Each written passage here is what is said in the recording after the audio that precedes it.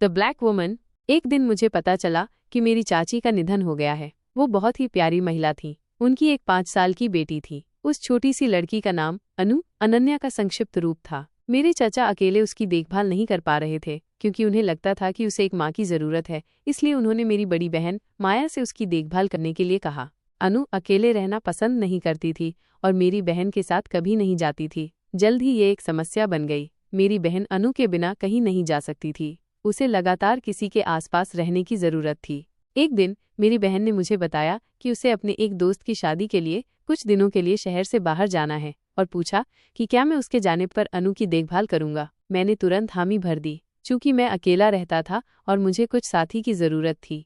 कुछ दिन बाद मेरी बहन अनु को मेरे घर छोड़ गई। जाते समय उसने अनु को अलग ले जाकर कहा, अनु अच्छी लड़की बनो। जब मेरी बहन चली गई तो मैंने अनु से बात करने और उसके साथ खेलने की कोशिश की, लेकिन उसका व्यवहार बहुत अजीब था। उसने अपनी बाहों में एक गुड़िया कसकर पकड़ रखी थी और उसे कभी नहीं छोड़ा। वो कभी नहीं मुस्कुराती थी, वो कभी कुछ नहीं बोलती थी। वो सिर्फ कोने में चुपचाप बैठी रहती थी और अपनी गुड़िया के साथ खेलती रहती थी। इससे मुझे थोड़ा अजीब लगा।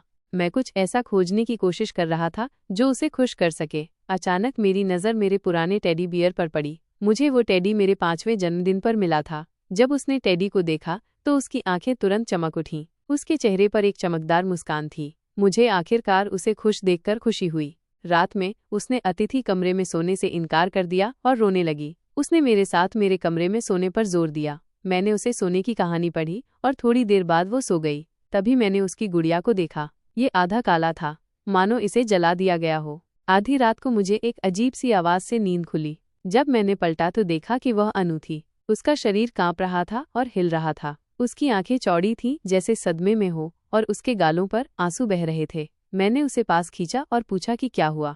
वो मुझे मारने वाली है, उसने बुदबुदाया। कौन है? मैंने हैरानी से पूछा। काली औरत, अनु ने जवाब दिया। वह और कुछ नहीं कहेगी। मैंने उसे समझाने की कोशिश की कि ये सिर्फ एक बुरा सपना था, लेकिन वो सिर हिलाती रही और रोती रही। आखिरकार मैं उसे शांत कर पाया और उसे वापस सोने के लिए लेटा दिया।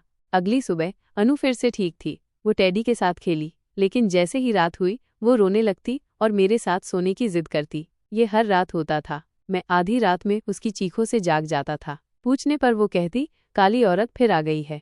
आखिरकार वह दिन आ गया जब उसे घर जाने का समय हो गया। मैंने अनु को मेरी बहन के घर छोड़ दिया और एक कप चाय पीने के लिए रुका। मेरी बहन ने उसकी अनुपस्थिति में अनु की देखभाल करने के लिए मुझे धन्यवाद दिया और हमने कुछ देर बातचीत की। गरीब छोटी सी बात, मेरी बहन ने कहा। उसकी माँ के मरने के बाद से वो अजीब व्यवहार कर रही है। जिज्ञासा ने मुझ पर हावी हो गई क्योंकि मैंने पूछा, अनु की माँ की कैसे मृत्यु हुई? मेरी बहन के चेहरे पर एक अजीब सी मुस्कान थी। उसने भौं सिकोड़ते हुए कहा, वो आग में मर गई। आग कैसे लगी? मैंने पूछा।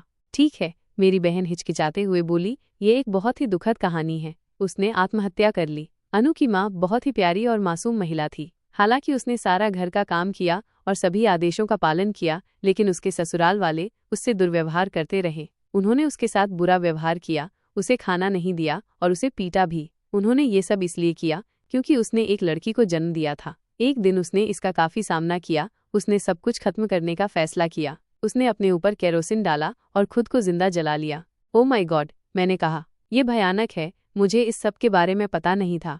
हाँ, मेरी बहन ने कहा। उसके ससुराल वाले नहीं चाहते थे कि किसी को इसके बारे में पता चले, इसलिए उन्होंने इसे दुर्घटना का बहाना बनाया। अनु को ये भी नहीं पता कि उसकी माँ मर चुकी है। उसे लगता है कि उसकी माँ सिर्फ लंबी छुट्टी पर है।